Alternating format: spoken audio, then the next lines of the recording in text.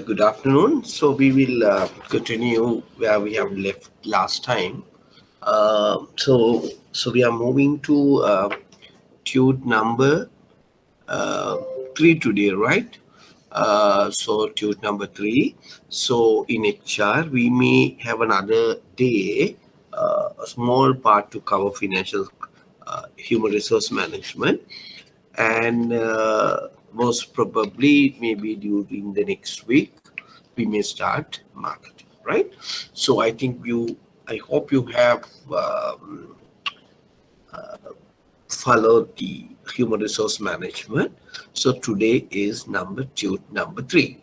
Right, let's look at it. Now we have discussed up to now a lot of functions about human resource management, from job design, from job analysis, and then we move into human resource planning. And from human resource planning, we discuss about the recruitment, and then we discuss about the selection, and then we move into, after the selection we hired the person to the organization, and then we move into the induction program. So that's the initial training anybody can get it once you join a particular organization. Now from that point onwards, today we are going to discuss. Now see, HR is very interesting, and it's like a drama, it's like a mega drama series. Now today we are talking about, as everybody knows, performance evaluation. Right? Now performance evaluation means, now while you're working, right? Organization or the bank need to see whether you are performing well in order to achieve your organizational objective. So therefore, there may be a different definitions given by different HR gurus defining what is performance. And there are different names called performance appraisal, performance evaluation, performance assessment, employee appraisal, whatever you name it. And I told you there are different HR gurus have given different definition for performance, right? Evaluation. Now, Gluck in 1971 come up with something. Then the scholar and the young blood in 1986 also come up with the definition, and whether and Davies also come up with the definition for performance evaluation. Right. So, what is the, it is, why it is important? Because a performance appraisal is a personal activity, right? And it is a process. So, what do you mean by a process? I am always telling you, process means series of activities, right? Once you follow all these activities, you achieve your target. So that is what you call process, right? Now let me explain uh, what is performance appraisal. There are accepted definition, because the process of collecting evidence or gathering information, and to see whether it will facilitate to take more HR decisions, right? So performance evaluation provide vast sections of information to the management with regard to your job performance, and through that they can take a lot of decisions. Example, they can take uh, uh, decisions like, example called the decisions like uh,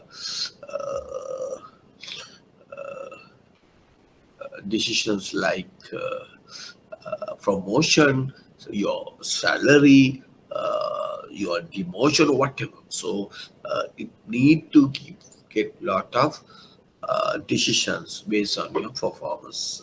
But remember, it has to be done in a systematic manner, some planned manner. Everybody can understand, right? Okay, so it can also use for various purposes, right? Now let's look at it.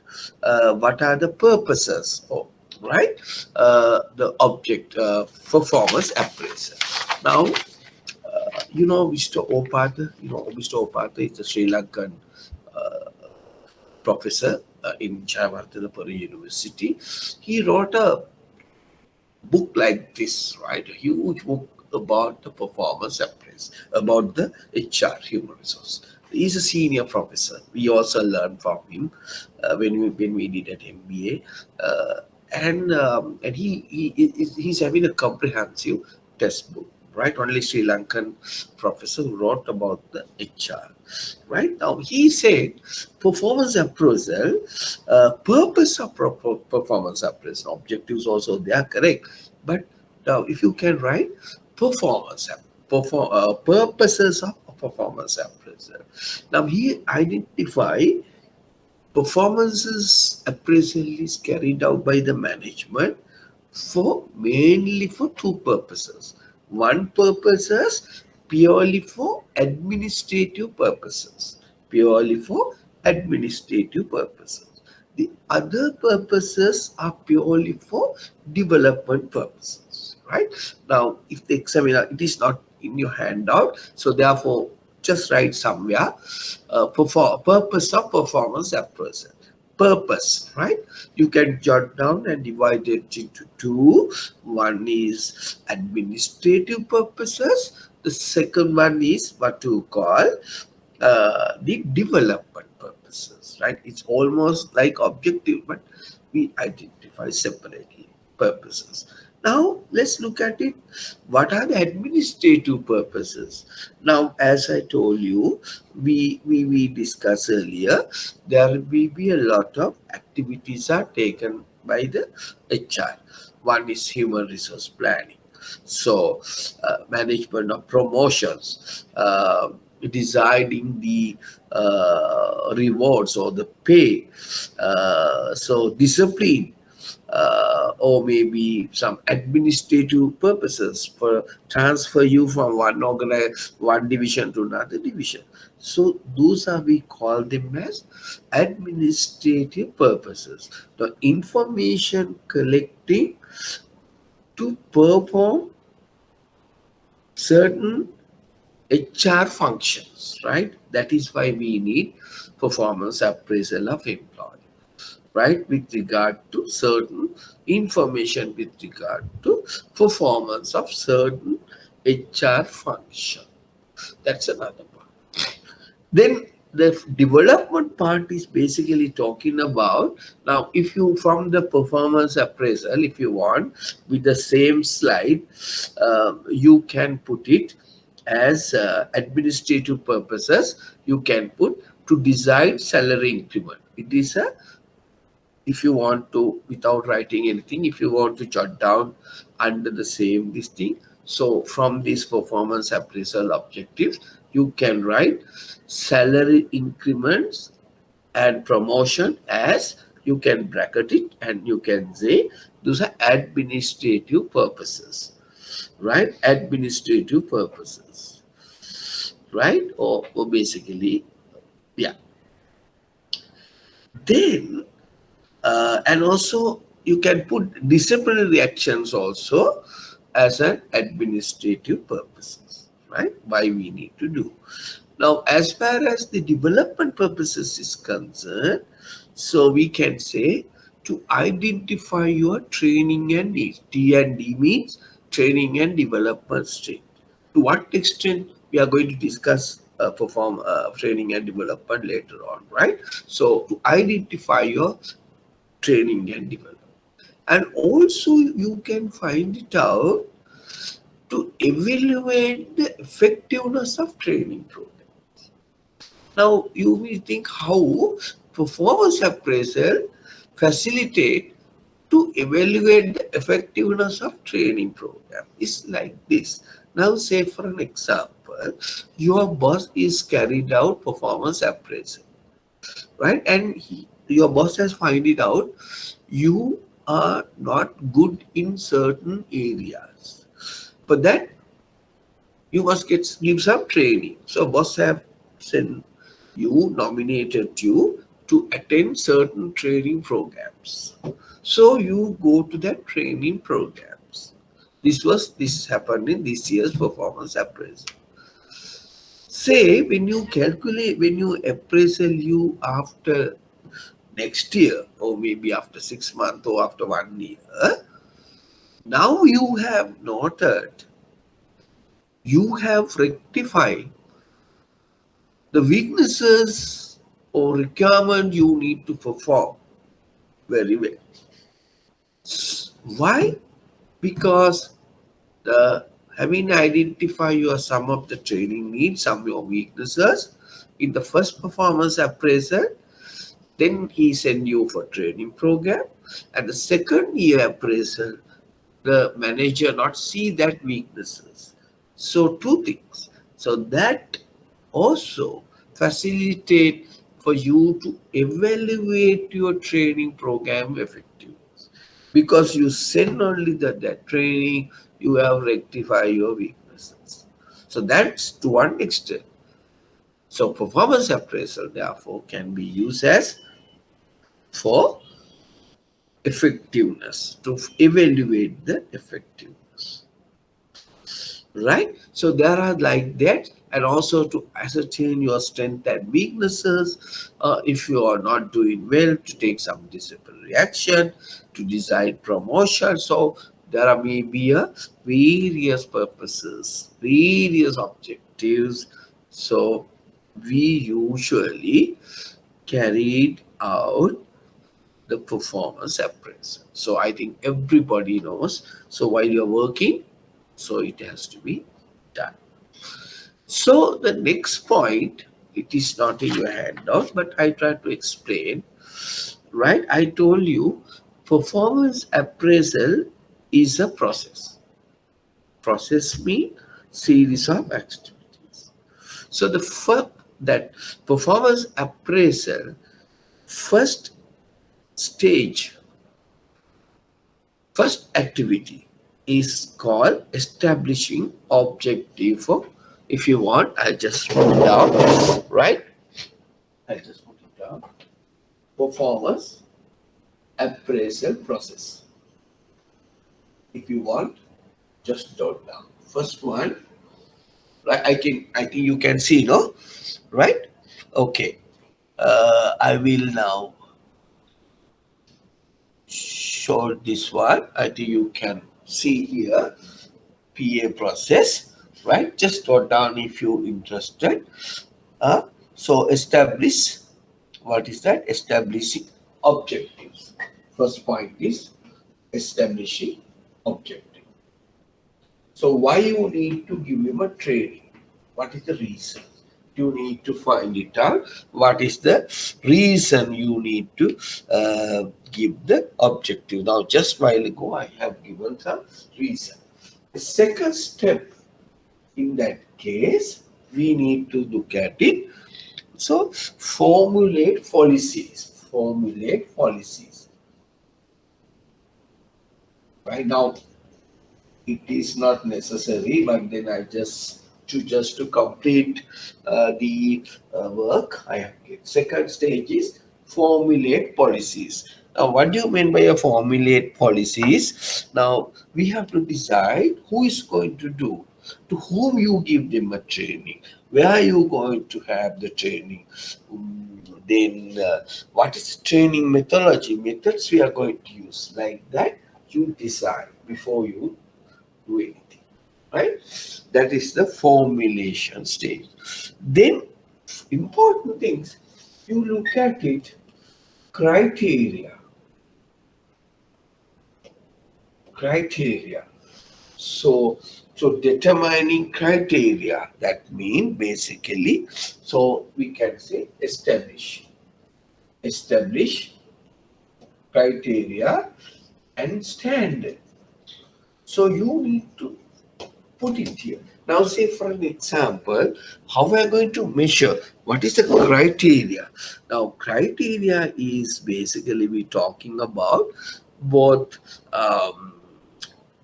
quantity as well as qualitatively. Right now, say for an example, so you want to find it out. for salesperson, how many new accounts you can take it? How many new accounts they are going to take it to the organization after this?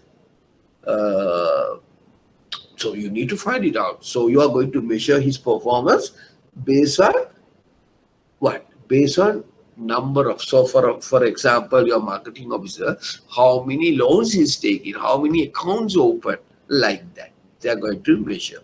That is the criteria. And also look at the quantitative, but is that qualitative mean basically criteria, how what are the relationships you are having. So these are some are measured, some are measures, not measures. Then the standards mean basically it's like this. Now say for example, you see in your evaluation form, you have given marks usually. Excellent, maybe 80 to 100, excellent. Then very good, 60 to 80. Good, 40 to 60. Bad, like that, satisfactory, poor, likewise. Those are the standards, right? We call them as standard, right? Then, just for understanding only, I'm just telling, right? Then, so you are going to look at it. What is the method you are going to evaluate? Selection of method, right? Selections of methods. Now I will explain these methods little later on, right? Next step. Now we actually, it's not necessary, but in any case the examiner asks you, you need to know selection method. That means what is the performance method you are going to use?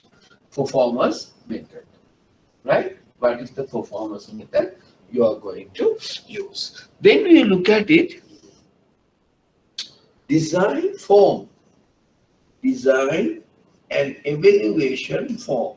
Now you see in your organization, you may have a standard form, no? So what are the things you need to incorporate into this form, right? And that is the fifth process, right?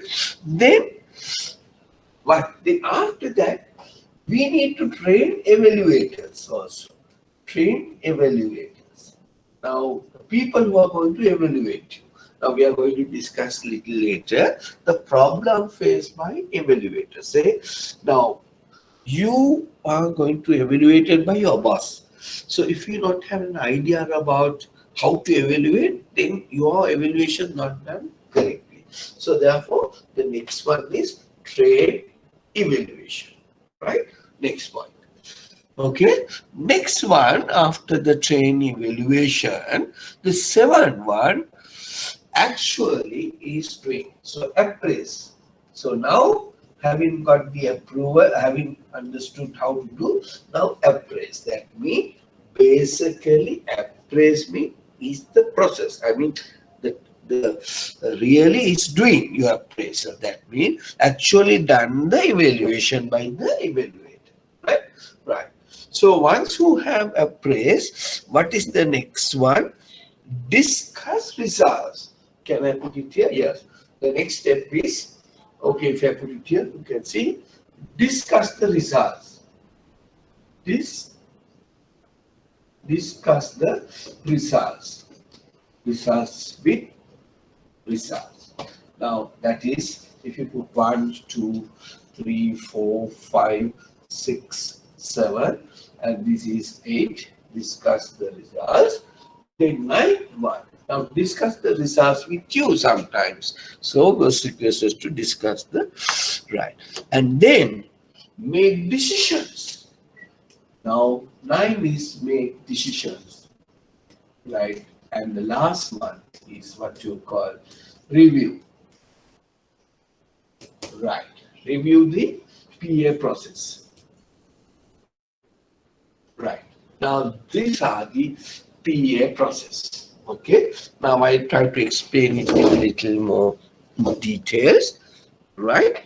Okay. So what is this is a PA process, performance appraisal. See whether your bank is carrying something like this.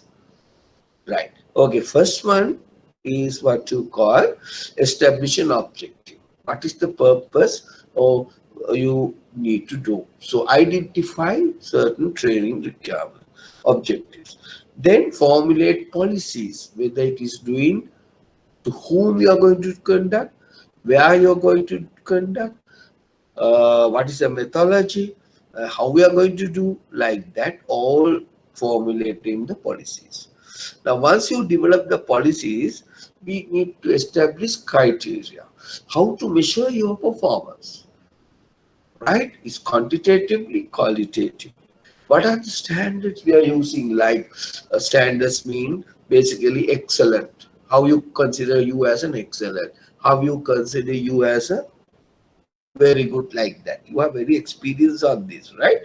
And then once you've done that part, so the next one, fourth one is, what is the method we are going to select now? What is the method we are going to use it?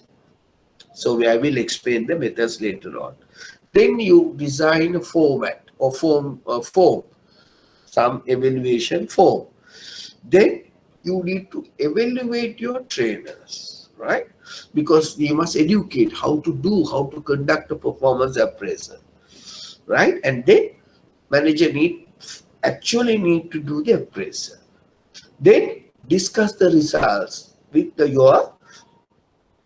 usually with your subordinate. Now I have evaluated you like this, whether you agree or not, you need to get their consent. So now the modern way, they said, no, I am not agreeing. That's up to you to against your go against your results. And then so make decisions. Now what is make decisions? Make decisions mean basically whether to improve your increase your salary, or transfer, or maybe transfer, or maybe promoted. So that's a decision you're going to take. And also the last part, so your present existing system need to be reviewed. So the same method cannot be used. So that is what you call job analysis, sorry, job performance process, right? I hope you understood. Okay, so you can write it down on that. So I have not given, but then I don't think it's not much necessary, but better to complete that I have given you. Right, now let's look at it, the next point. Now I told you there are some issues, performance appraisal. There may be a lot of issues you face with the performance appraisal, right? Problem is evaluated. That means your boss has not done properly your evaluation. And maybe some legally defensible PA system that issues about how to what extent this is your performance appraisal is legally accepted, right? And whether this your performance appreciates is motivation you all. Likewise, so a lot of issues can come across. The more than that, the most important thing, the problem with evaluate. Now let's look at it. I think most of you are maybe working in a bank or another finance company or any other organization. Let's now look at it. Some of the errors, the phases faced by the you because of evaluator's problem. Now, evaluator is your boss. Now, think very carefully. Right? Now, see common errors. Hello or horn effects. Now, you know what happened.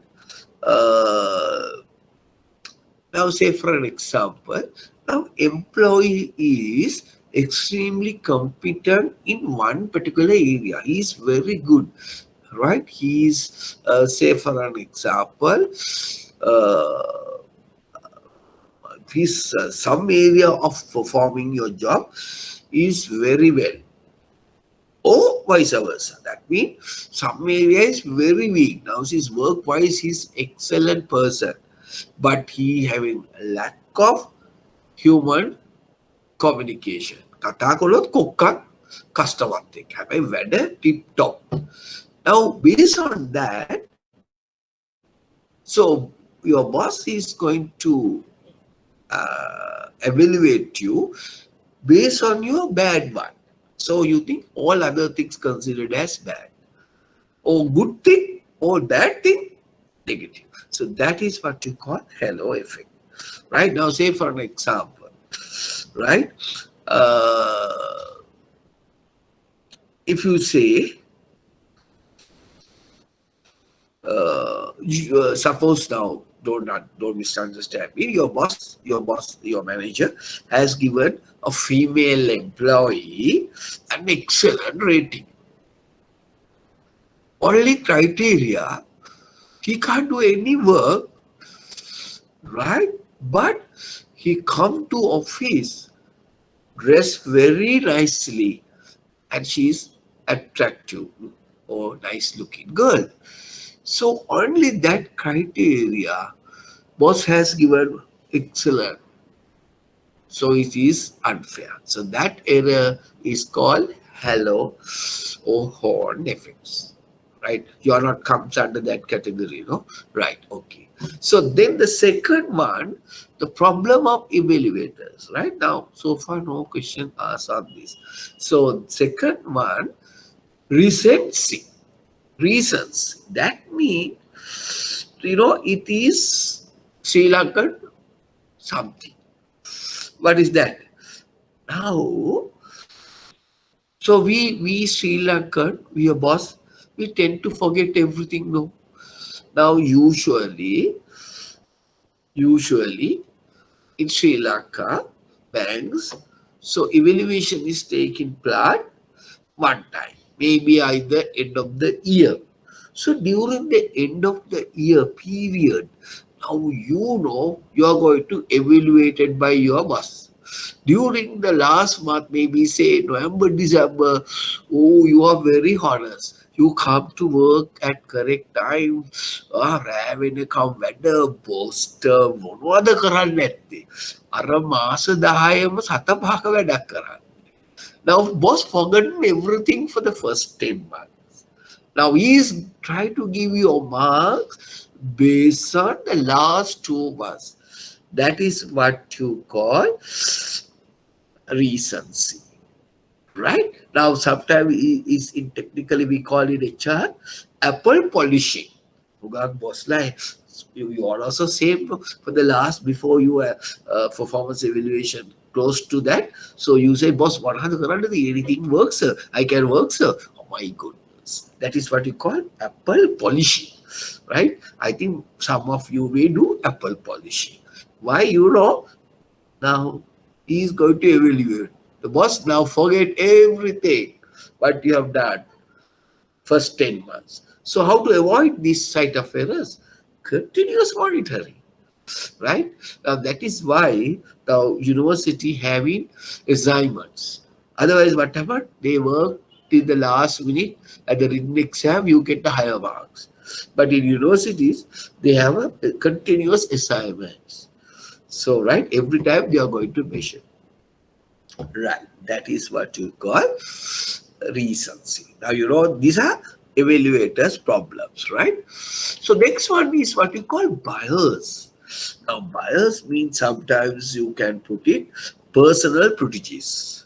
Now, because of because of the race, because of the age and the sex, gender, religion, right? For personal relation, you have gone to my school, your boss's school. Otherwise, your bosses know your wife or husband or father or mother, right? And jealousiness, dislike you, සමහර බොසා ඔයා මොනවා කළත් කැමති නෑනේ නේද? So that's that bias. What to do? So in order to prevent that, what to do?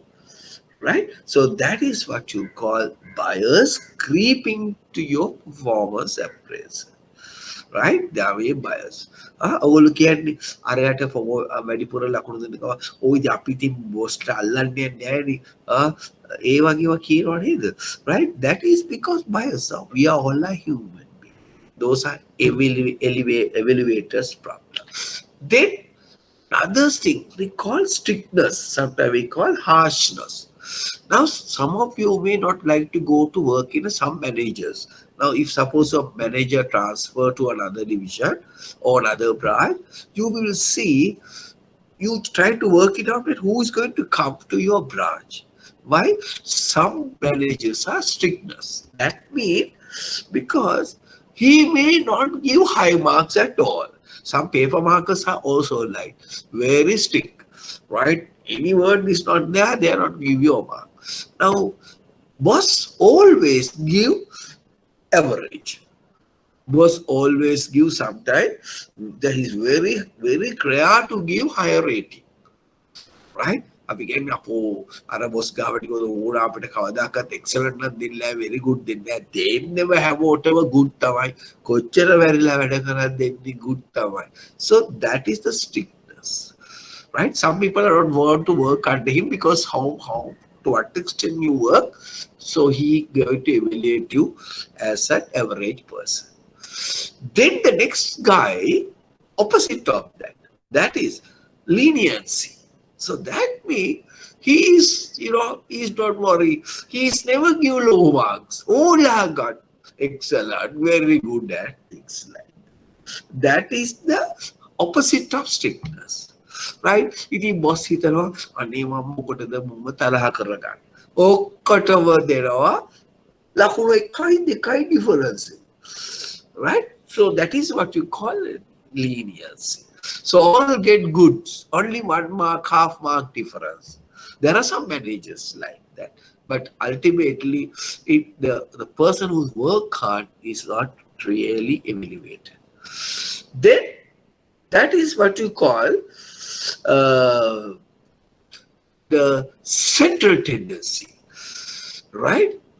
Reluctant to give ever so rated. Central tendency means basically when it there, I do that. When it your superior, your boss superior will ask why you give him a higher rating and blah blah. So therefore, what he's trying to do, and evaluator try to rate average for all the criteria you are scoring. That is central tendency, right? Narrow range, right? ඔක්කොටම හොඳයි. එතකොට හැමෝම මොසා හොඳයි. Right? Then sometimes, so you are going to contrast. You look at it, A versus B. Now say in your bank, so there are maybe a 3 bank in existence, right? How he going to compare, contrast me with respect to A? B is good. But A is worse, but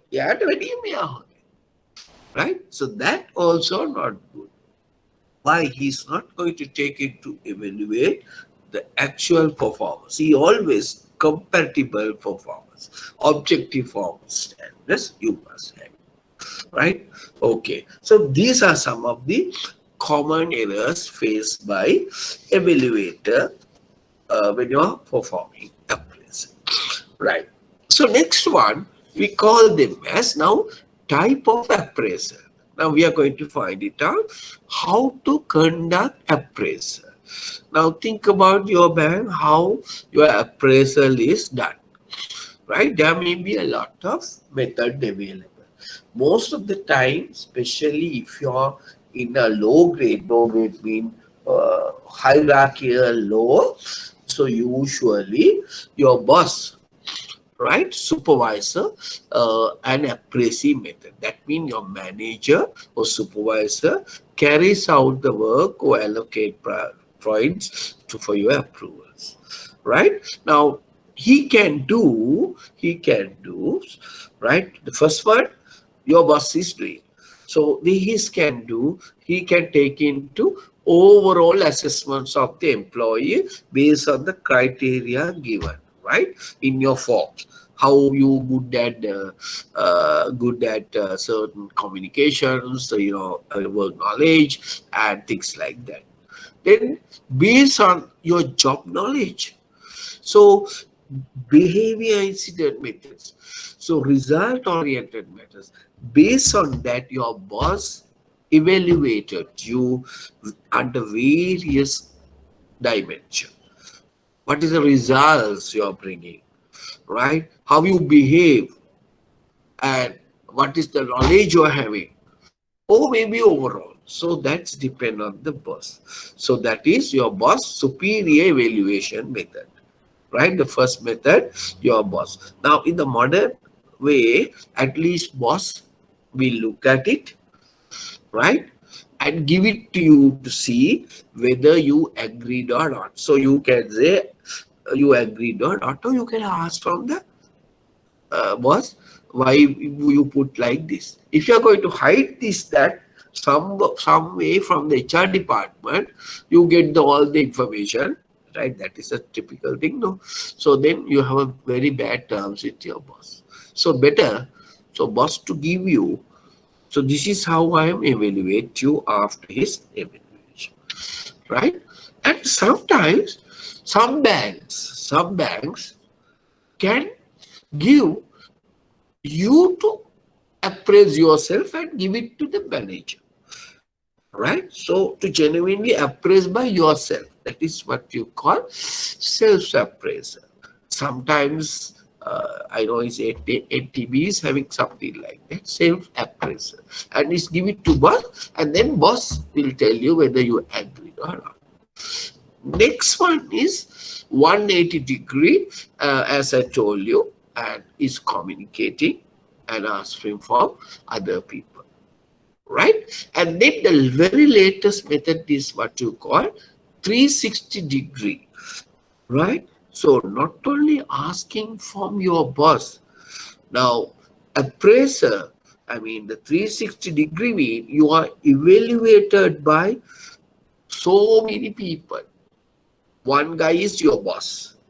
One guy is the person work under you. So suppose you are here. So you are evaluated by your boss. And you are evaluated by your subordinate. And you are evaluated by peers, your parallel people. And also you are evaluated by customers. So there are so many areas you get appraised. So all the lot of that issues about the evaluator won't come. But only thing is time consuming. It cannot be used for each and every employee.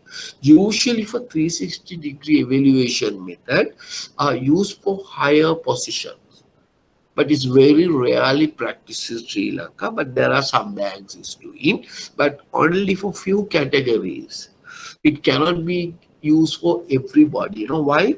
It's costly and time consuming. You get the views from your peers, you get from your top guys and your superior, as well as your so subordinate and other people. So that is why it's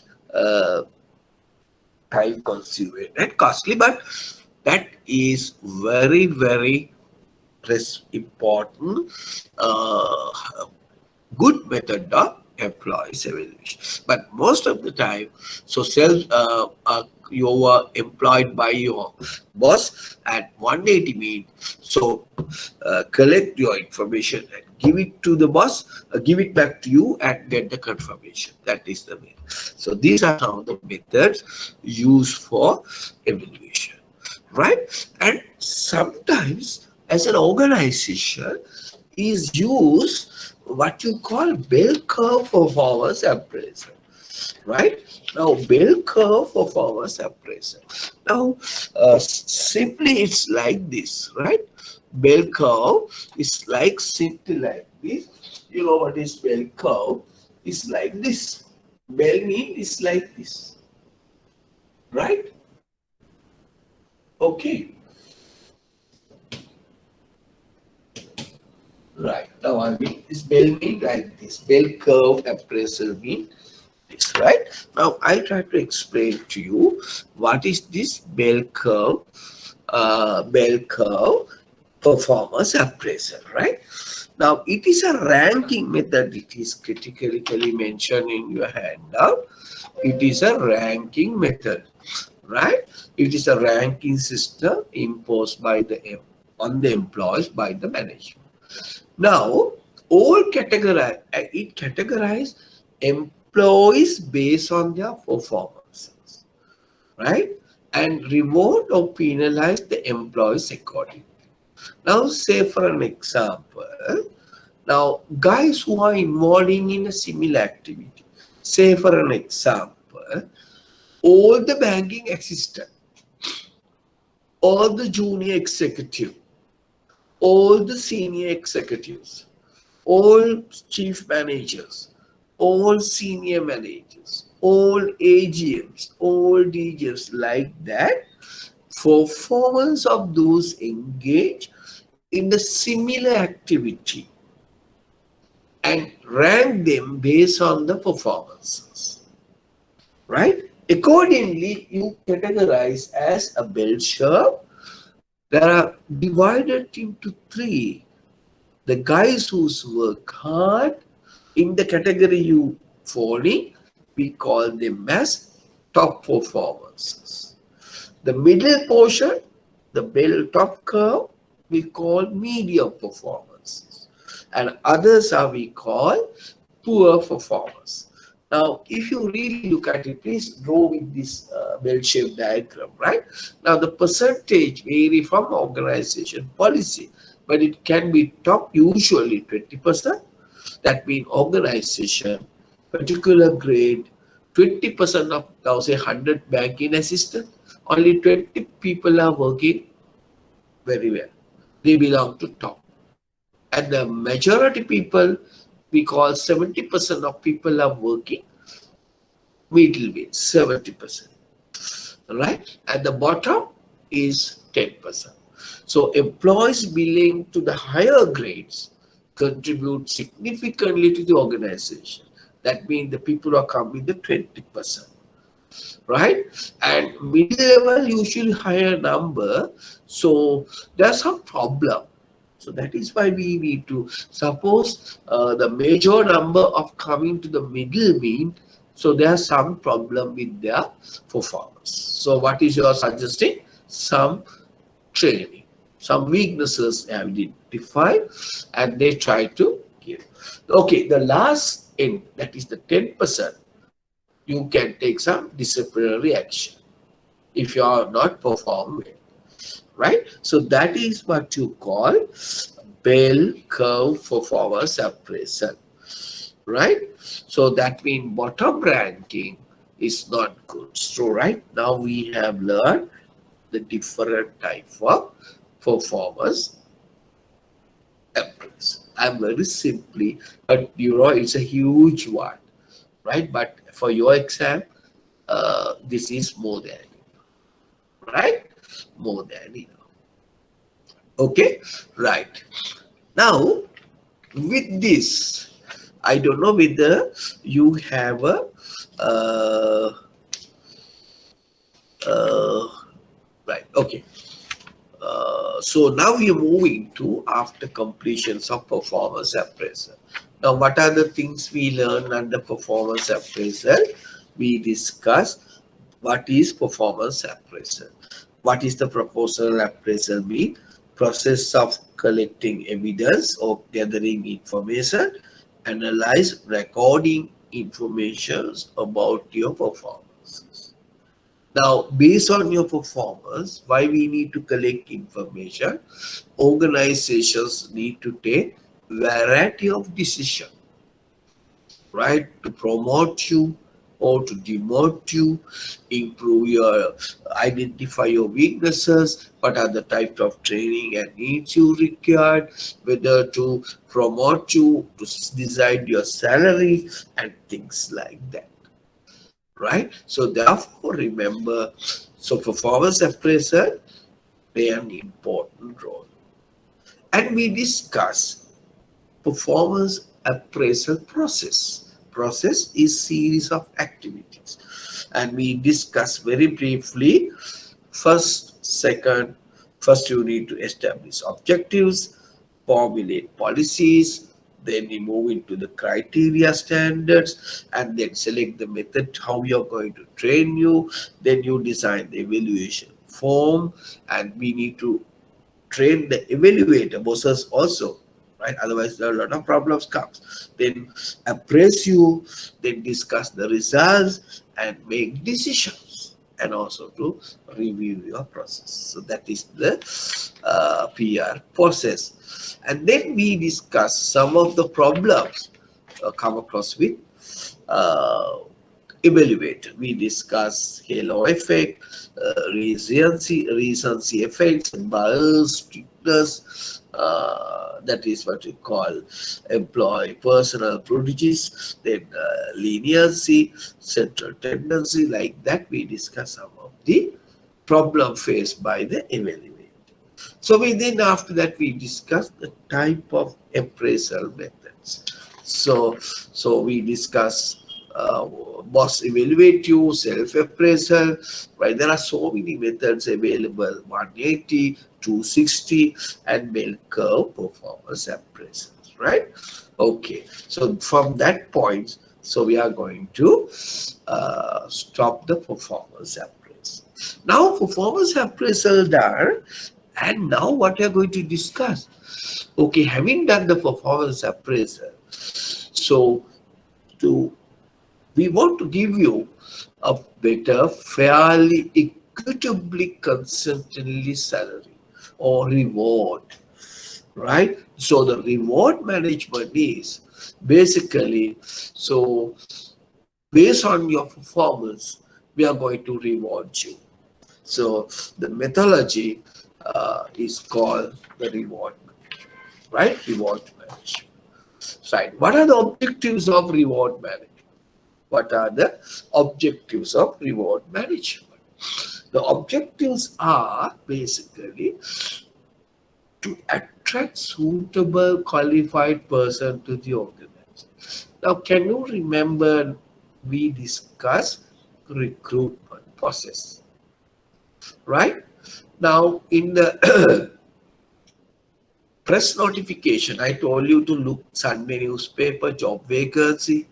What is job vacancies talk about? Job description and job specification. What is the job you need to do? What is the specification? What is the qualification experience you have? In that you mention, right? In order to attract qualified people, what do you want to mention? So you need to mention what are the rewards you are going to get to perform your job. They tell you so many reward facilities, right? So say medical facility, transport facility, your salary, right? Whatever, all the other free benefits, that is reward management. So reward is there to attract suitable qualified person. So qualified guys want to come for your organization or apply for positions because of the salary. So therefore, reward suitable, attract suitable qualified person to organization, right? Okay, and not only that, and it's also motivate employees. It motivates employees. Now, and also to retain most appropriate employee within the organization. Otherwise, if you are not you go for another bank. So every time what you are telling, Apo bank party mandimia, so you are want to move, right? So if you are getting a better salary, better rewards, you want to go. And also to comply with legal requirements. Sometimes you must get a minimum salary. You can't give less than that. That is a legal requirement. Any person, right? And also to ensure equity. So what do you mean by equity? Equity means, we are going to discuss a little later on what is equity. Equity may be, there may be equity issues, right? Internal and external. I will explain to you later on, right? And then to control employee cost. I told you the second cost to the bank, other than the first one is the interest cost, the second one is the employee cost. So one of the main functions of HR is what? To control employee cost. So the reward management objectives is that. If the examiner asks you objectives of reward management or asks for write short notes, so you have to mention. Okay, now we are moving to the second. Pay is the basic reward an employee receives. The basic reward, pay. Now, you know, so pay is the return the employee is getting for your contribution to the organization. Now the questions come, wage or salary? Now I'm asking you very simple question. Wage and salary is both are same or not? What do you think? Huh? Whether both wage and salary are same or two different things? For a normal person, for a layman, both they considered as same. Both considered as same. Both they are telling they come equal. But for a student who are learning human resource management, but you can't say both are same. Now it's like we are going to discuss under marketing, marketing research and market research. We are going to discuss under marketing. Both are same or not? For an average person, marketing research also same as marketing research, but there are different meaning. I will explain during there, right? Then pay and salary both are same. For a students, HR students, not the same. Usually, wage mean for non-managerial employee. The money is given for person, non-managerial employee, where the salary for a managerial employee. That's the difference. Right? A person is not a non-managerial, he get the wage, but the managerial post, he get the salary. That is the technical definition. But basically, everybody's are talking about wage and salary. That is the contribution he is going to get it to the organization. Right. Let me now moving to the next part, significance of pay management. PM mean pay management. Now, having understand the objective of personal pay management or maybe reward management, which makes you understand how significance of your pay management. Now, employer always consider it is an expenditure. That's correct, no? So that is what is then try. You always try to give less to your employee, get the more work done. That is the employer objective.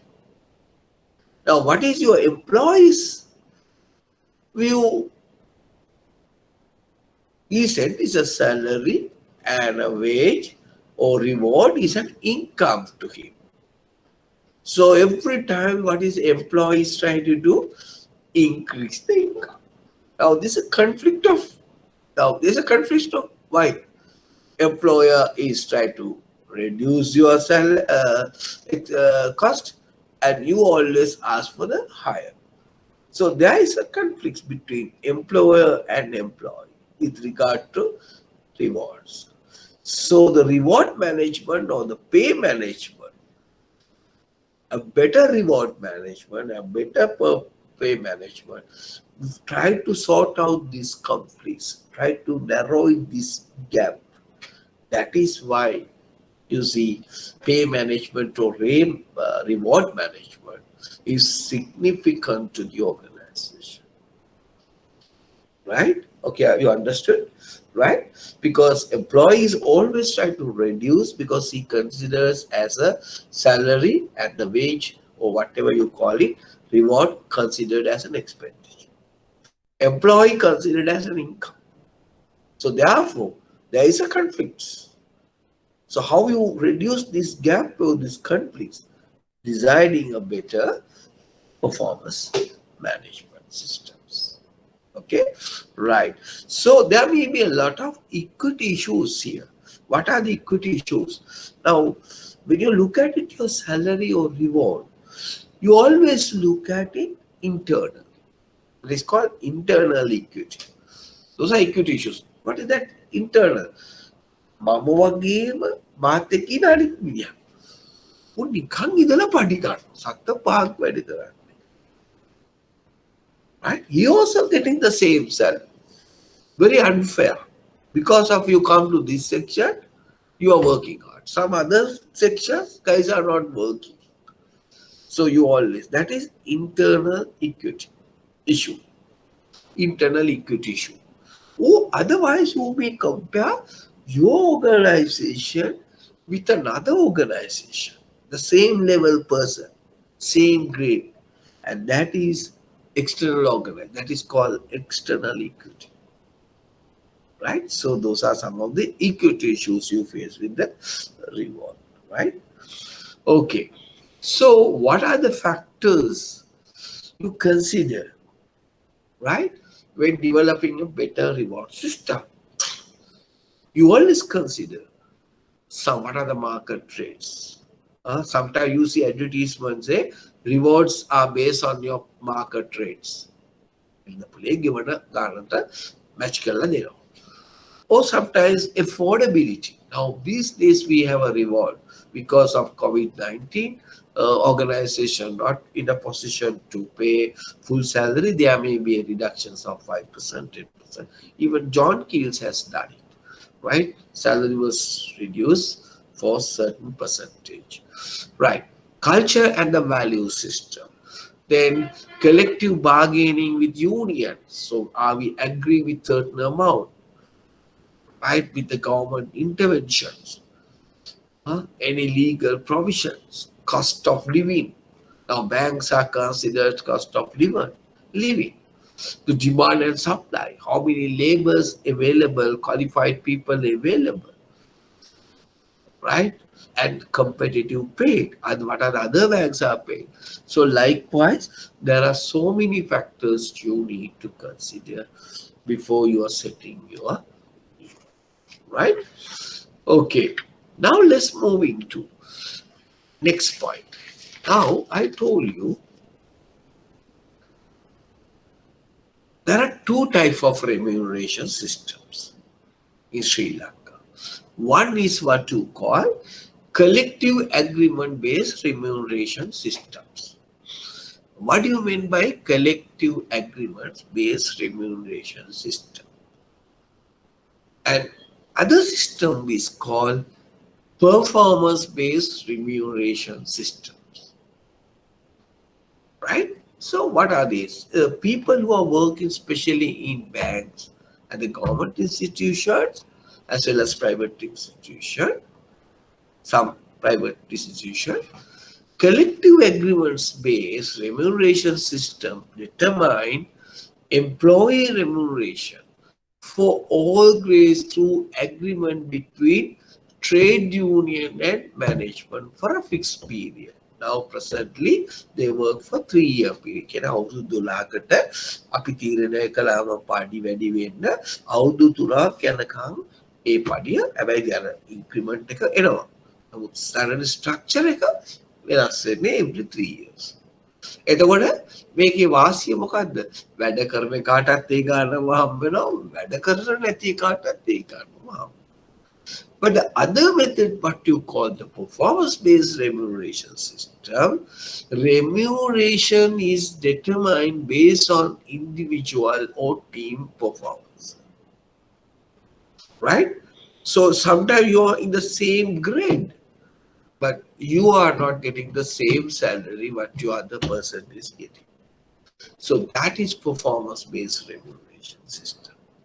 Right? Now you know the difference between collective agreement-based remuneration system based on your agreements with trade unions, and other one is performance-based remuneration system. Especially the banks, the private banks are now, they are willing to apply performance-based remuneration system. The work you work hard, so you will be remunerated. But there may be a lot of issues comes under performance-based remuneration system. Now, certain, for example, now all the jobs you cannot apply performance-based remuneration system. Some of the job you are performing are qualitative in nature. So it's very difficult to apply performance-based remuneration systems. You can apply for basically for numerical, I mean the quantitative information. And another important thing is, if your organization is doing well, your performance-based remuneration systems also increase salaries. Those are advantages.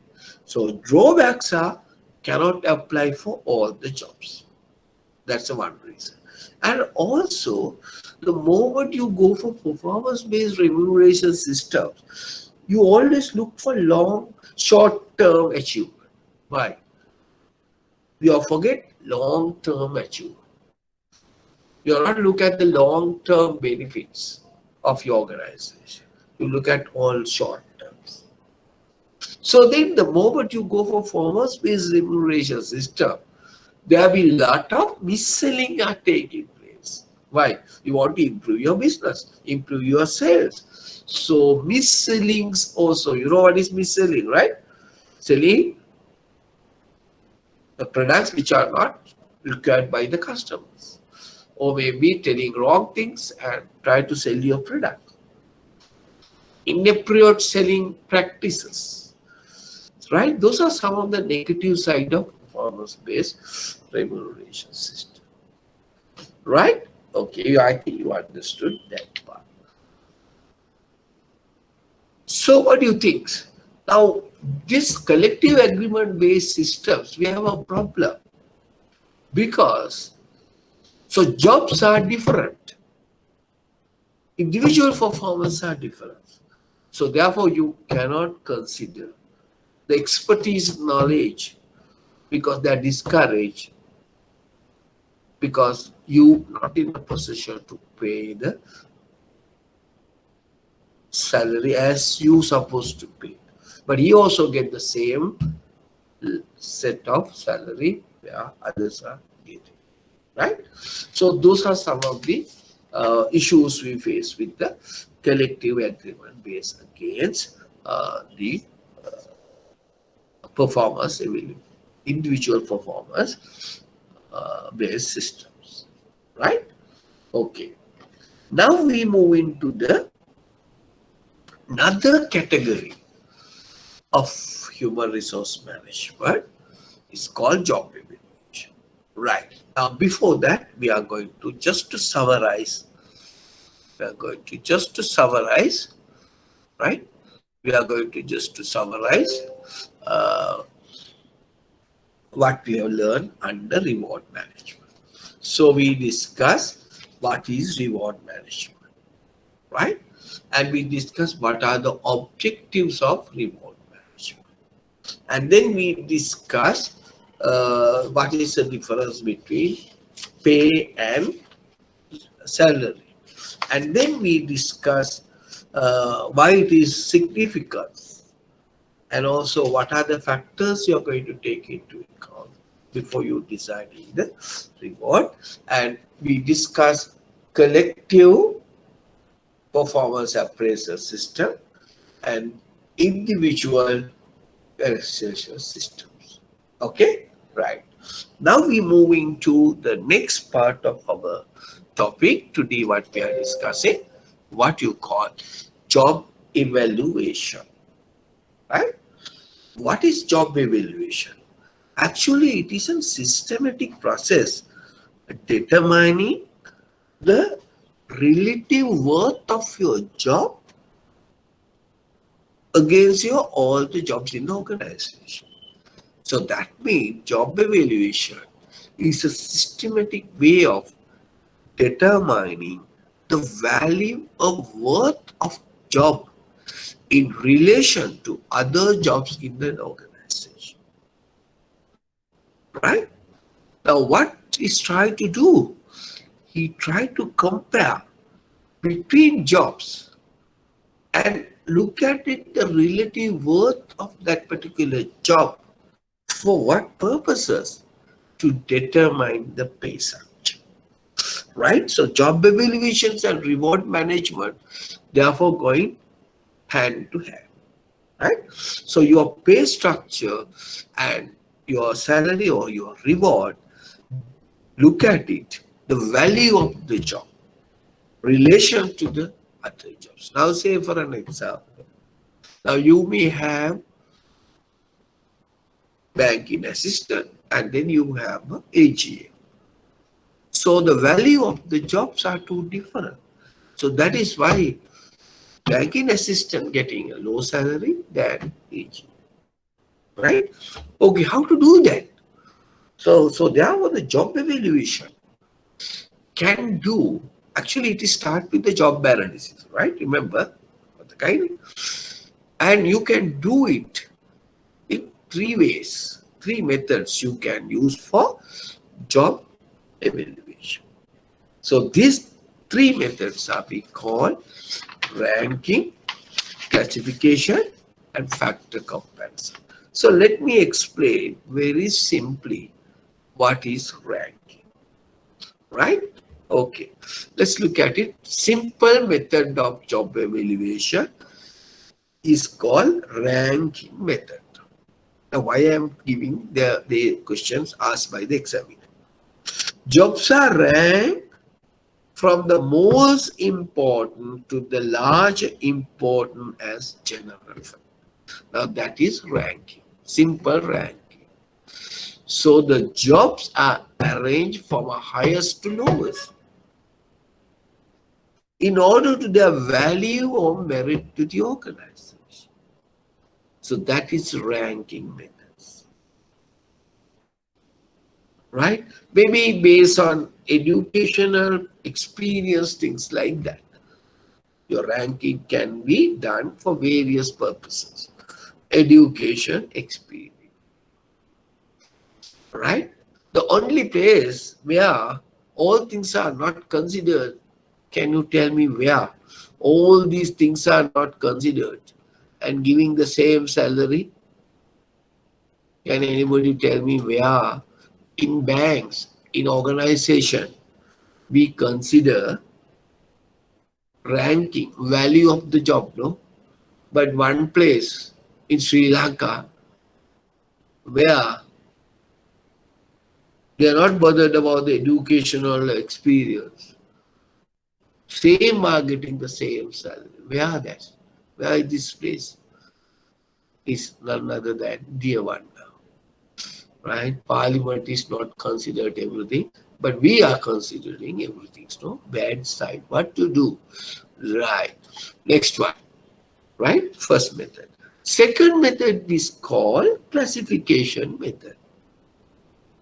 First method, rank. Now, classification method, jobs are analyzed and grouped according to predetermined classes. Right? Now, say for an example, class 1, executives. Class 2 categorize all skilled workers.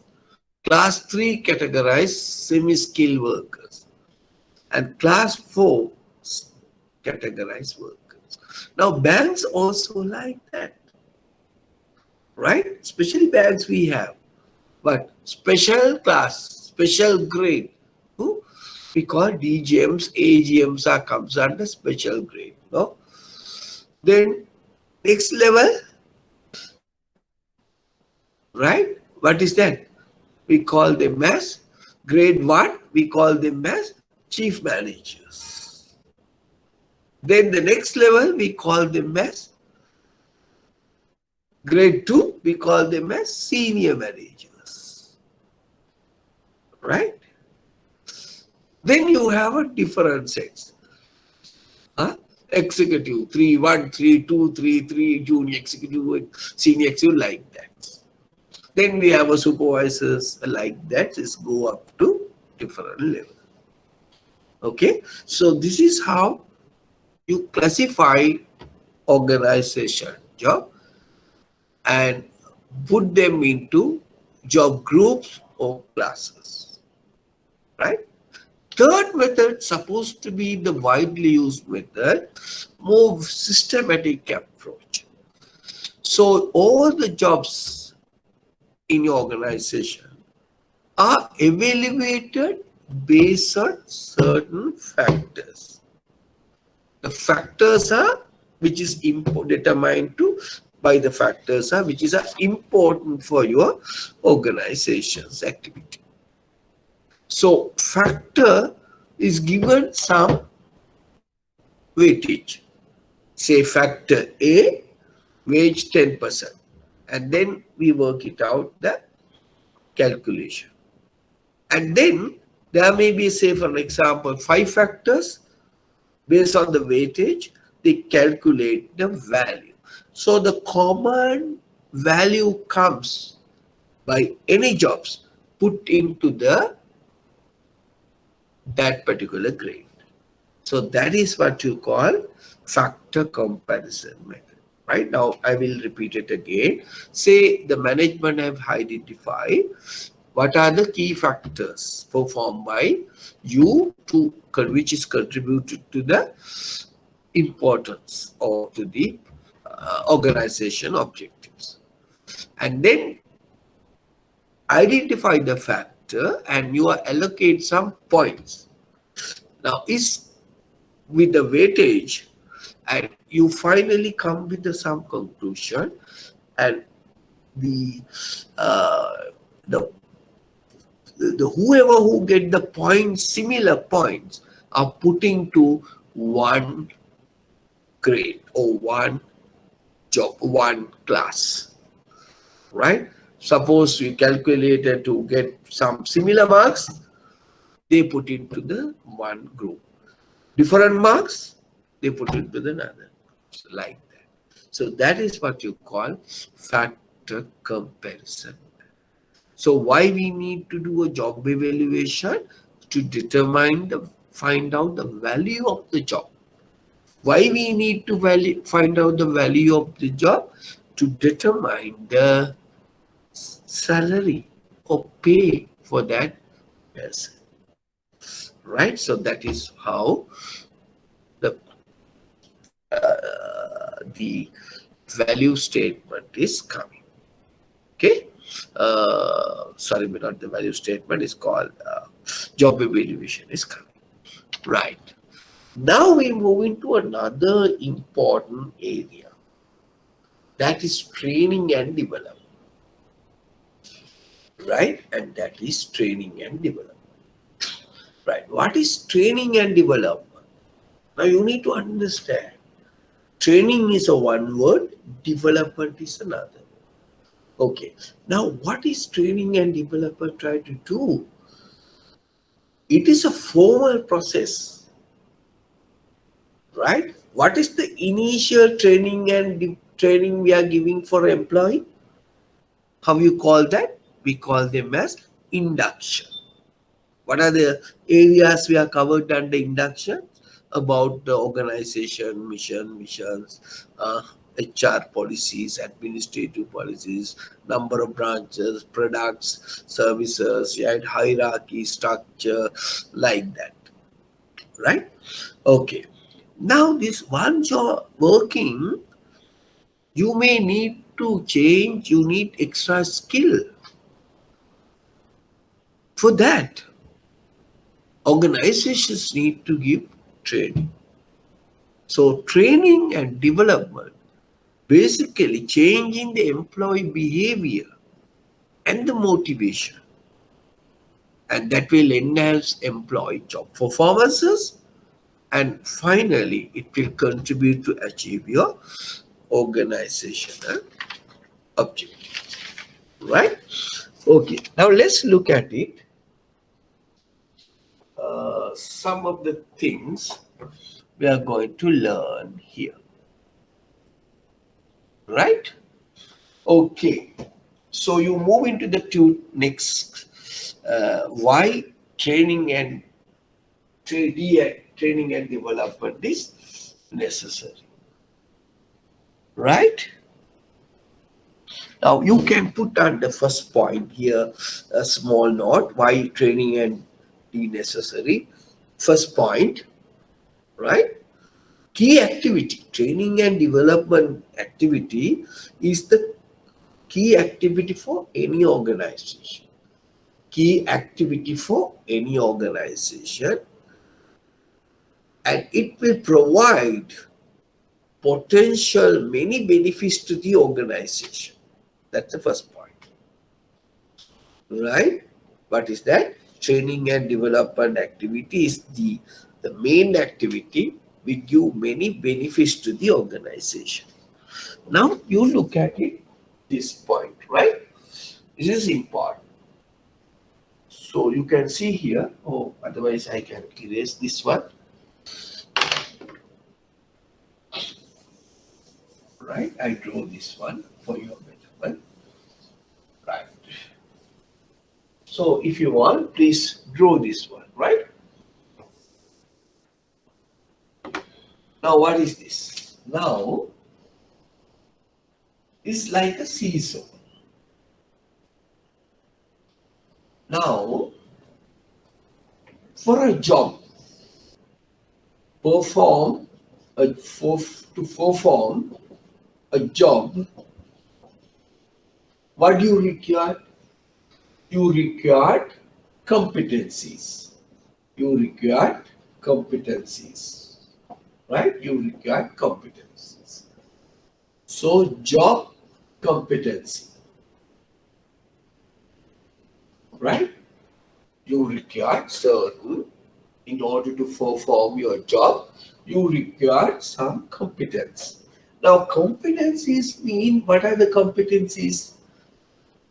Knowledge. So what is knowledge?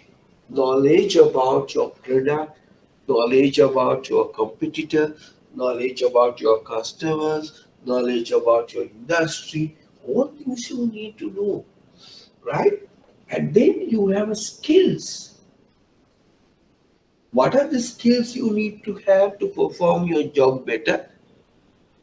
Technological skill, conceptual skills, human relationship skills, right? So these are the skills you need to perform certain job. And then attributes or attitudes and attributes. So how to carry out research, how to make a presentation, all this comes under this. So these are your competencies. Now, in order to perform a particular job, so job requires certain competencies. But say this is you. But you have available competency. Is this here the more number you need?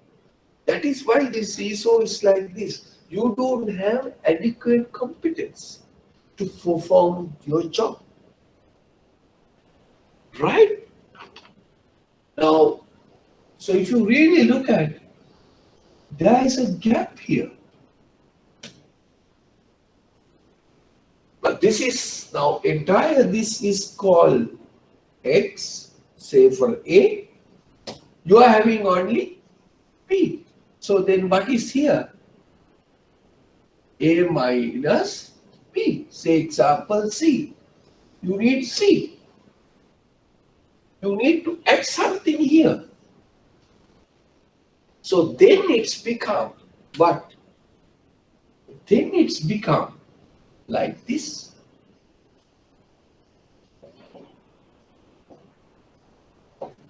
How you feel this? This is what you call C is training and development. So through the training and development, you try to fill this gap. now you have required competency to perform that job.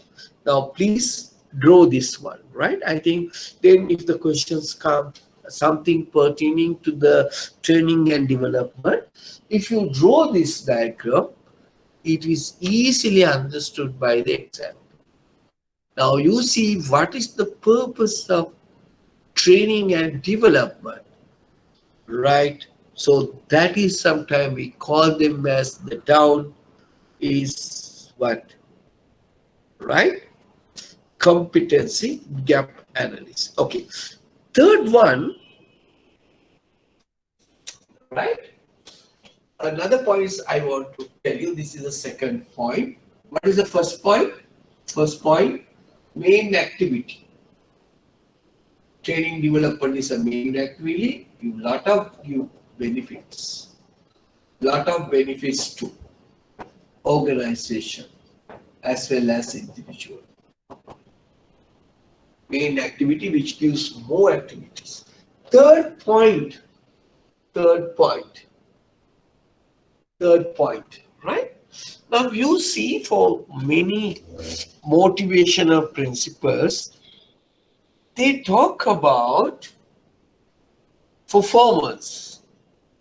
Performance is a function of ability, right?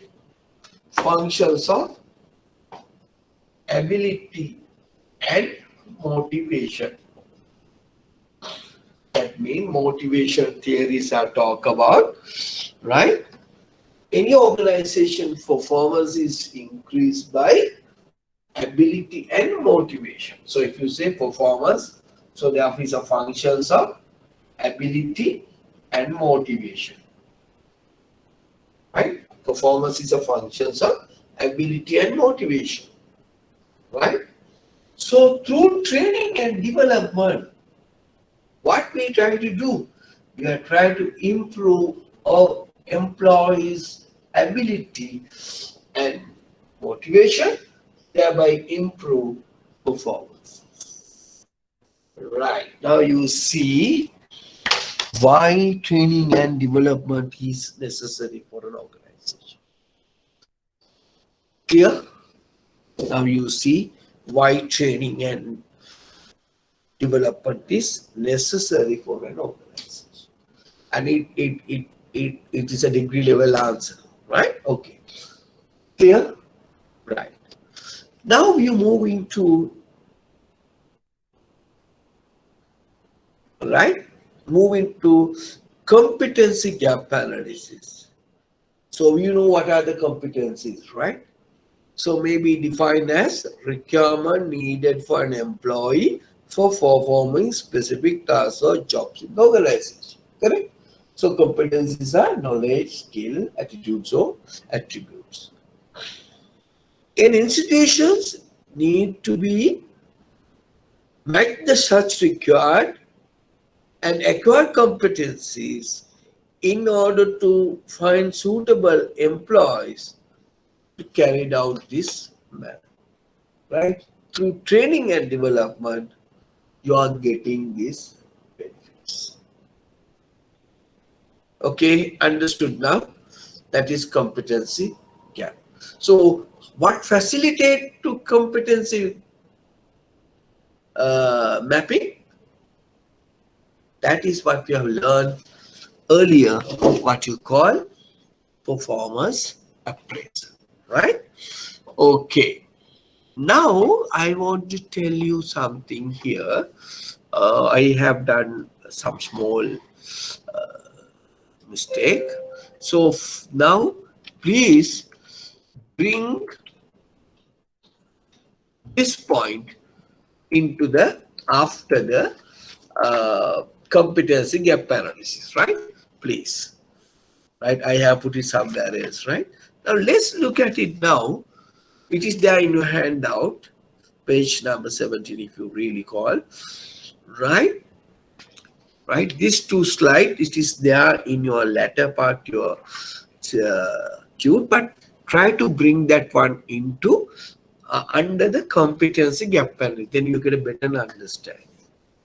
Now, what are the purpose? What are the advantages of training and development for an organization?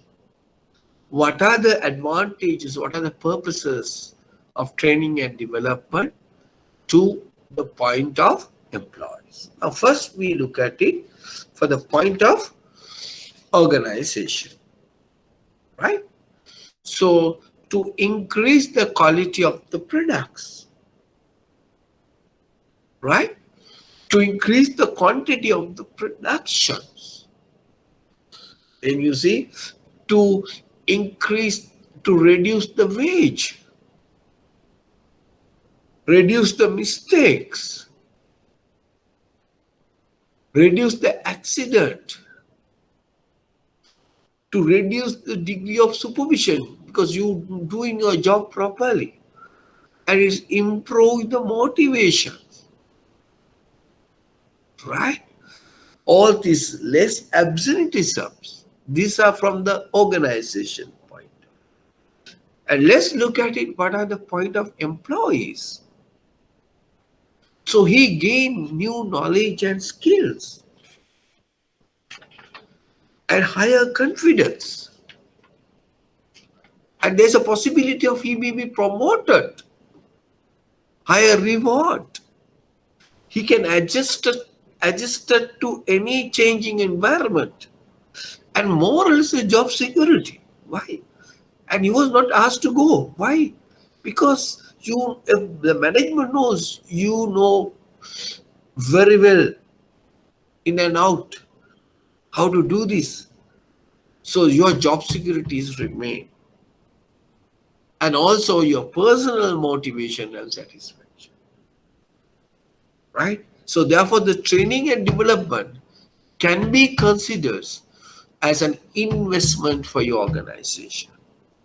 It will improve the productivity.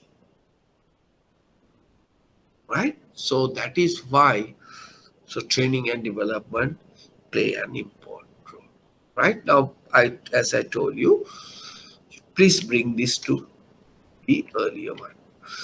Now, most of the time, you notice something. Every time we talk about not training, we always talk about training and development. So then what is the difference between training and development? I know a lot of majority of are not aware.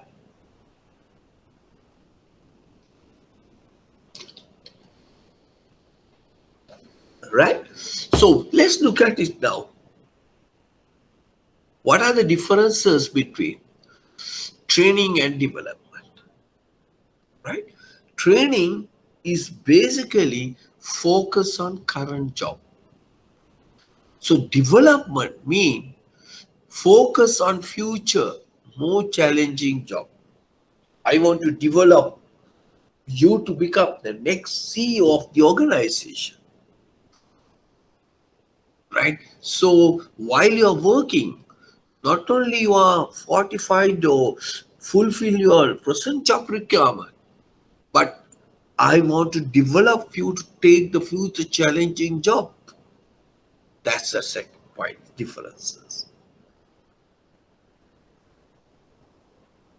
Now, in the training, we're trying to develop your competencies for job-related activity.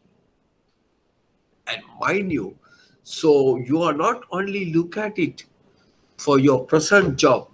So you want to develop your skills, knowledge, attitudes about for your future jobs as an old person. I'll say for an example. So you working as a branch manager. So the knowledge, the skills, attitude, maybe you look at it for managerial present job. But once you become a CEO, for example, so you need to look at all the aspects, not only the confined to your present job. So all the aspect you need to know about marketing, operations, HR, finance, everything. So that is why we develop you to become that position. And also, training is a temporary in nature, but development is more or less, and also short term and a long term.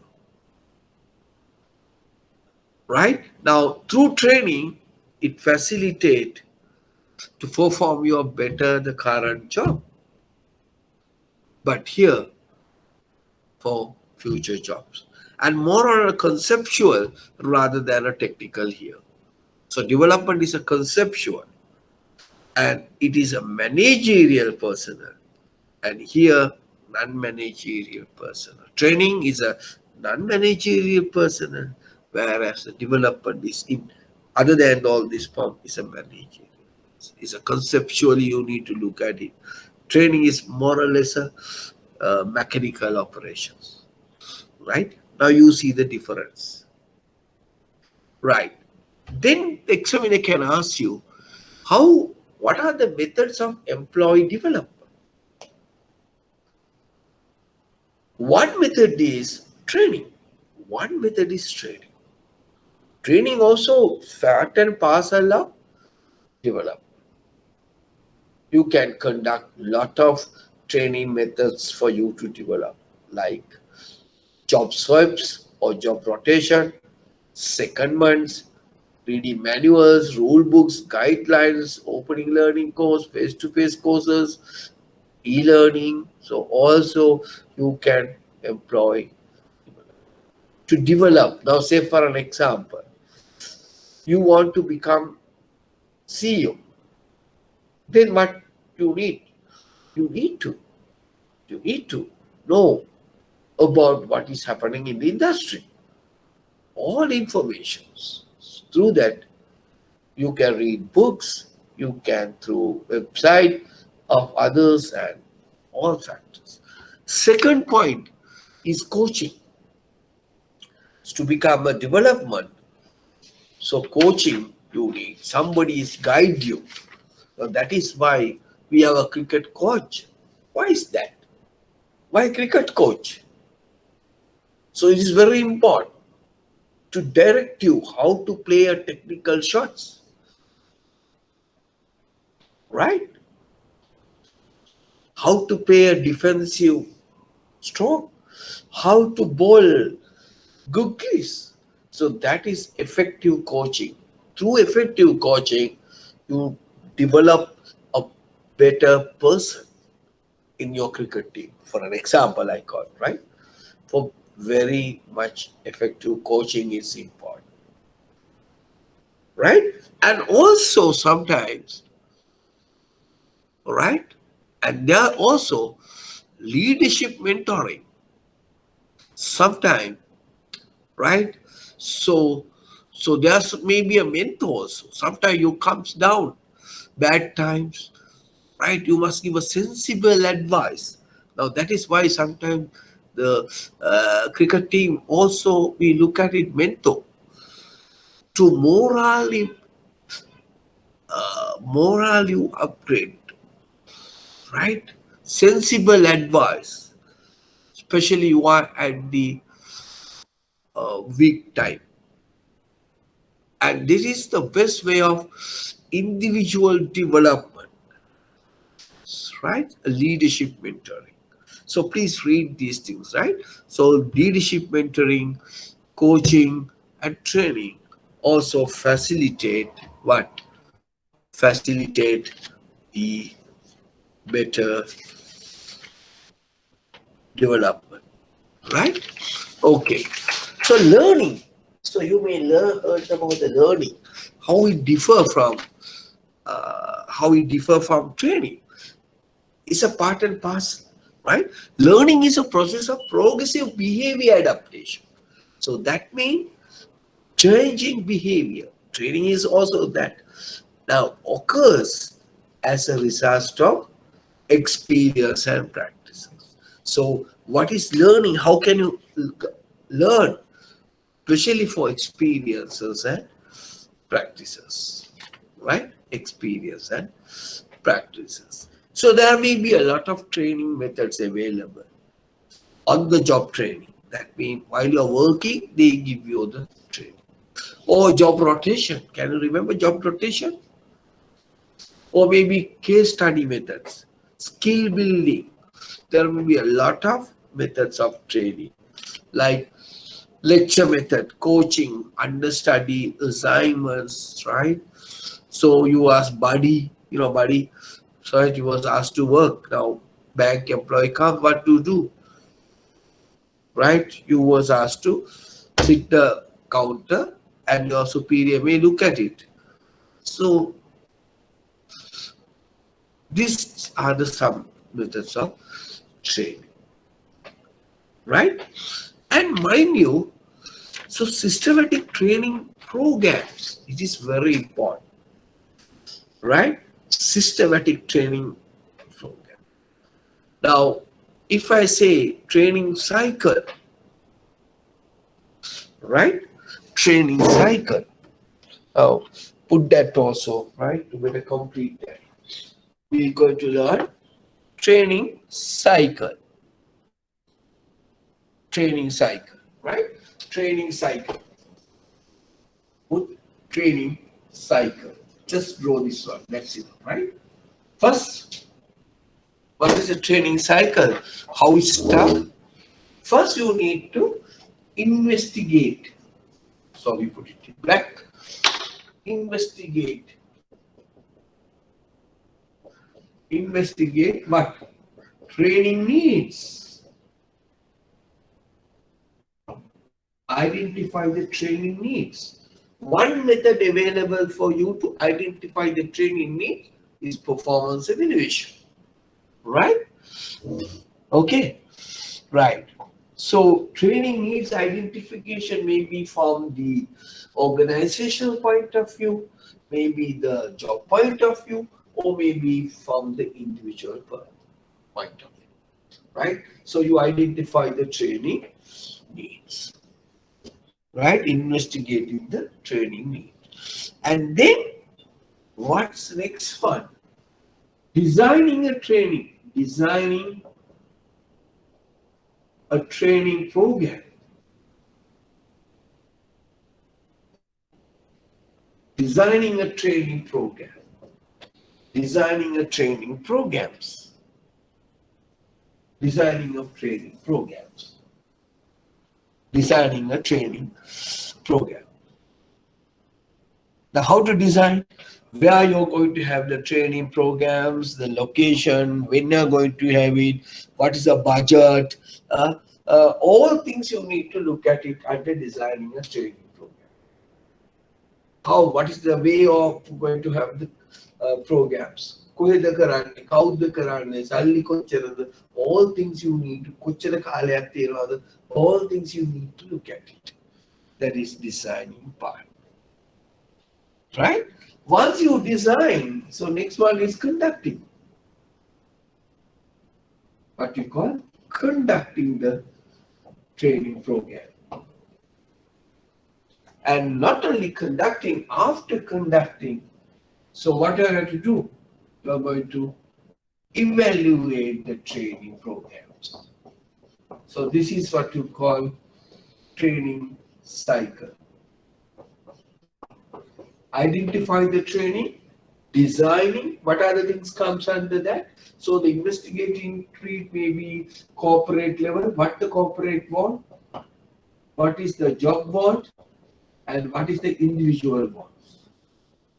Right? It may be varied. Now say for example, corporate level you need to become a best customer service bank.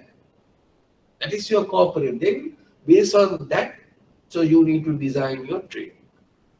Based on the job, so job now need more technical know-how in order to perform. So base you design the training.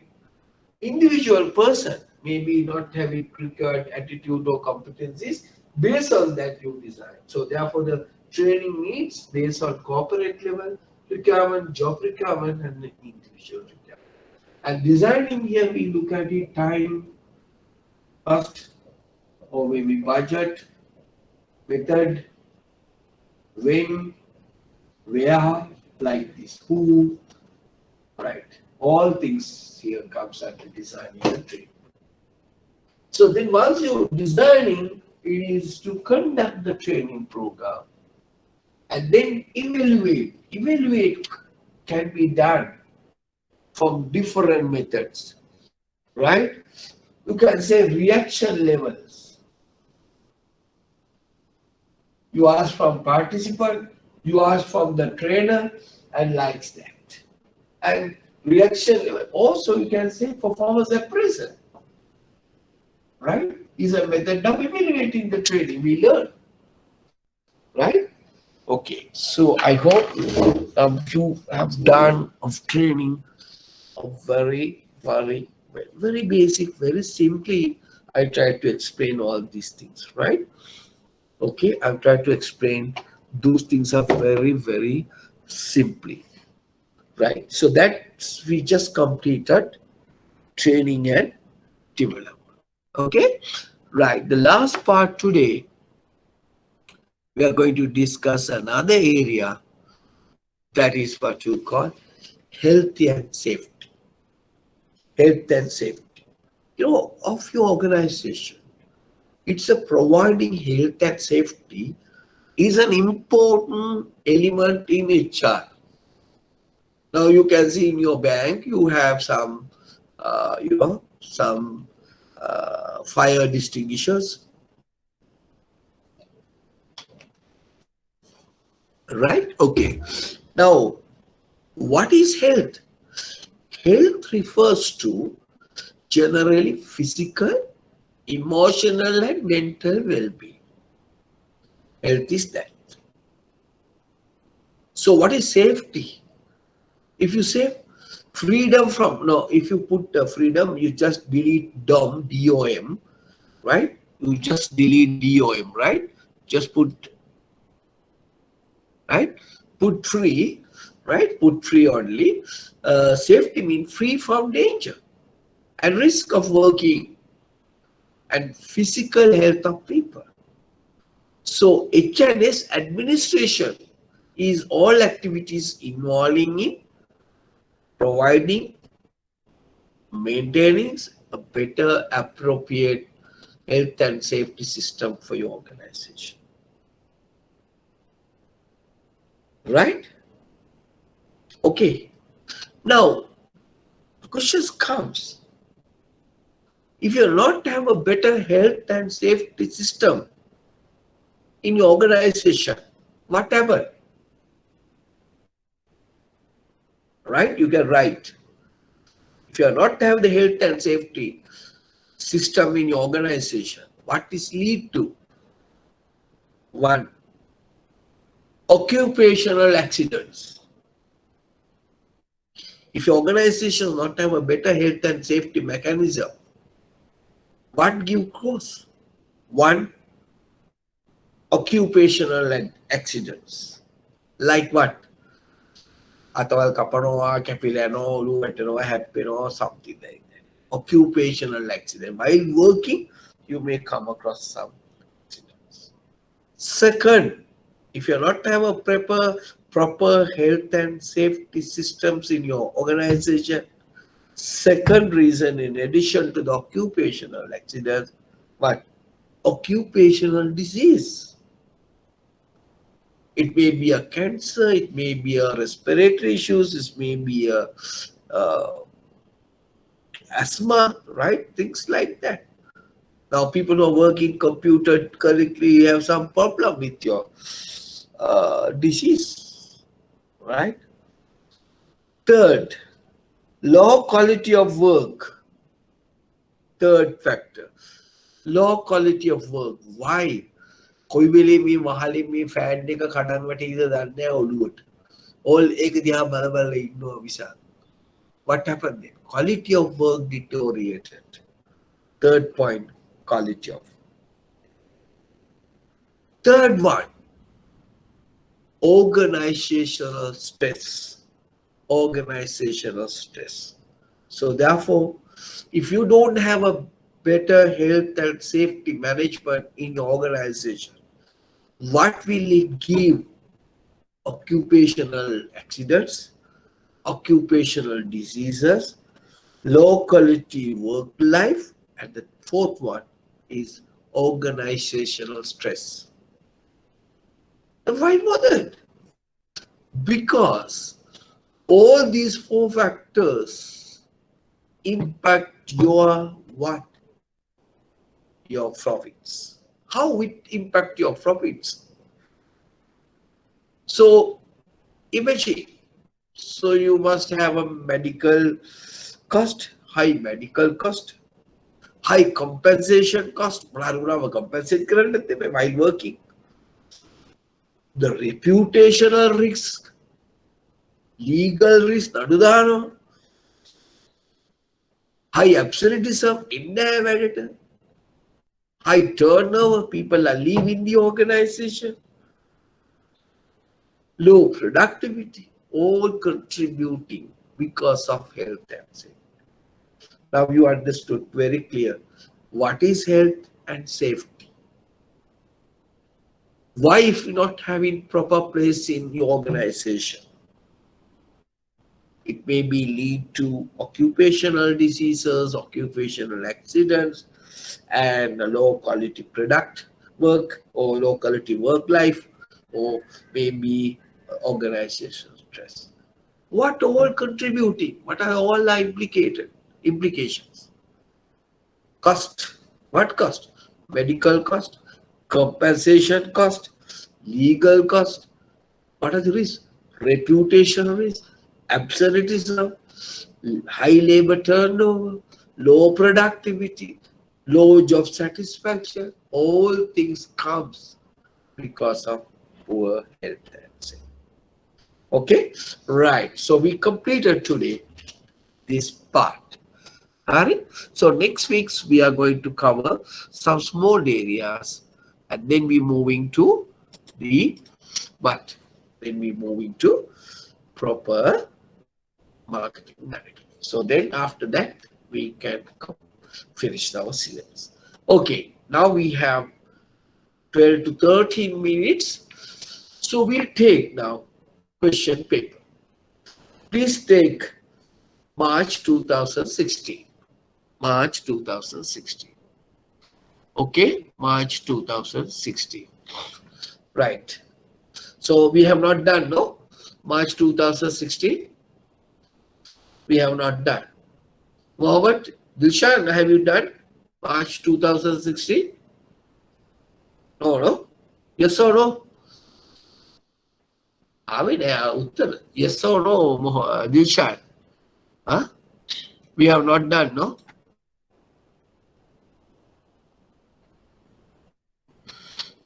Right. Okay. I got a question. Sir, can you please discuss the difference between salary and wage? Right. Simple. Right. Okay. But I have explained, but I will tell you what is the difference again. So, what is the difference between salary and wage? Salary mean, so people, the salary mean the managerial employees. Usually when they are getting pay from the management, we call salary. But non-managerial staff is usually, we call them as the salary for them, they call wage, right? But for average person, salary, wage are same. But technically, so salary mean the money we are giving, pay you are getting for managerial jobs. Wages are getting for non-managerial jobs, but both are uses simultaneously, right? Yes or not? What are the other differences between salary and wage? There won't be others. Some people have categorized wage as other differences. We call them as, some people say if the person is not doing a permanent job, a temporary job, we call them as wage. But salary is, we usually call them as a permanent job. So those are some different, but other one is a technical difference, right? Okay, okay, right.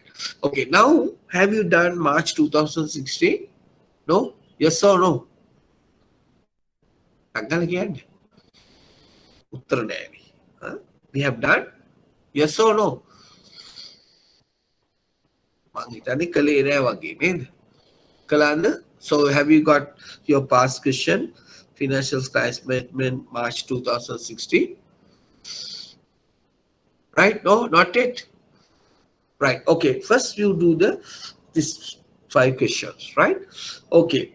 So we'll do over-the-counter products are more suitable to what may be the correct answer? Over-the-counter products. So what do you mean by the over-the-counter products? Mean basically, right? You don't want to go to the exchange houses, right? While you go to through the communication through telephone, you go to the teller and do some transaction. Very simple, straightforward transaction. You don't want to have a sophisticated knowledge or sophisticated system to do transactions, right? So that is what you call over-the-counter products, right? Sabang kala පාන්රාතල ගන්න ඕනේ. නමුත් අපි ගිහලා computer එකක් ගන්නකොට laptop එකක් ගන්නකොට පොඩ්ඩක් අපි අහනවා ඒකේ විස්තර. නේද? මට දෙන්නකෝ සන්ලයිට් කෑල්ල. ඒකේ වැඩි විස්තර අහන්නේ නැහැ. පාන්රාතල ගන්නකොට අහන්නේ. අඩුයි නේද? Those are over-the-counter products. So now you understood what is the over-the-counter product. So these type of products are more suitable for whom? They. අපි වගේ අයට තමයි. කවුද අපි කියන්නේ මම වගේ අයට ඔයගොල්ලෝ වගේ නෙමෙයි. Right? To whom? The answer is senior citizens. Right? To answer for that is senior citizen. That is only thing you need to know the over-the-counter products mean. Right? Very simple. No technical know-how. Easy to purchase. When you look at it, all these things from now you get an idea now. Sophisticated customers, foreign investors, young customers, more vigilant customers, right? So if you look at it, A, C, D are both all are same. So therefore the answer is senior citizen. Right. Now the most appropriate investment, I need your answers, right? I need your chat quickly. Come with the answers A, B, C, D. Then only I'll be motivated. No, otherwise I'm not motivated. So the most appropriate investment product for risk-averse short-term investor is, now you look at it, two things: risk-averse, second short-term. Right. Out of this, shares is a long-term, right? Bonds also long-term, right? What may be the answer? Straightforward. Fixed deposits also long. So therefore answer is treasury bills. Answer is treasury bills. Next one. The special interest payment scheme for the government to senior citizens is implemented with where? Licensed banks, right? Licensed banks. Next one. Customer confidence in banks mainly depend on what? What customers are expecting from a bank? දාපු සල්ලි ඉල්ලුව ගමන් දෙන්න. දාපු සල්ලි ඉල්ලුව ගමන් දෙන්න නම් පොලියත් එක්ක බැංකුවේ මොනවද තියෙන්න ඕනේ? Bank must have high liquidity. So therefore answer for customer confidence in banks is mainly depend on, what's the answer? High liquidity, right? Okay. Next one. The internal controls are primarily expected to do what? Simply promote teamwork, promote compliance. The students get confused with two words here: promote teamwork, internal controls. No. Control of the work of staff.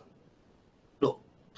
But you may have a problem with similar answers with prevent fraud or promote compliance. Out of this, what is the correct one? Right? Chalani, what may be the correct one out of these two? right? Whether it's a prevent fraud or promote compliance, both are equal. But what is the best answer? Internal control are there to what? Chalani, what's the answer? A or C? Any guesses? Right? So answer is A. Good. Answer is no. Right. Not compliance. Answer is fraud. Right. Internal control is to prevent frauds. Remember that. Right. Or another word, to prevent irregularities. Sometimes the examiner can confuse you us. Right. Prevent irregularities or prevent fraud. So internal control is a fund management, fraud fund management technique. Right? Okay. Okay, doesn't matter. Right. Question number 6. Why is diversified customer base important for banks and financial institutions? Why? Why you need diversified financial customer base? එකෙක් ගියාට කමක් නැහැ. But don't have in your life for diversified customer base, right? So for your personal life, don't have diversified customer base. But for financial institution, you must have the finance, right? Why? Because so what is the risk you are going to face if you have few number of customers? Tell me, if you are dealing with, your bank is dealing with only few number of customers, what is the bank is facing? What is the type of risk the bank is facing? If you have a few number of customers, that risk we call concentration risk. Concentration risk. කේන්ද්‍රීය අවධානය. කීප දෙනෙක් මත තමයි බැඳිලා තියෙන්නේ. එතකොට එකෙක් ගියොත් එහෙම මලා. So you are really impacted, right? So therefore the answer should be to prevent the risk of concentration of exposure to the few customers, to prevent risk of concentrations, prevent the risk of concentration, right? That is why we like. So if you have more number of customers, it can get come up there. Customers, right? So that's the reason. Right. So the next one. What is the name of the legislation that governs the working conditions of the private sector employees? So that is what you call, we have not studied, we are learn next week. That's if you say shop and office ordinance. Shop and office ordinance. Next one. What is the right? List 2 objective of job rotation in banks and financial institutions. Right? But the kind of list 2 objectives of job rotation in banks and financial institutions. That is HR. What is the what? So job rotation provide multitask learning, multitask knowledge.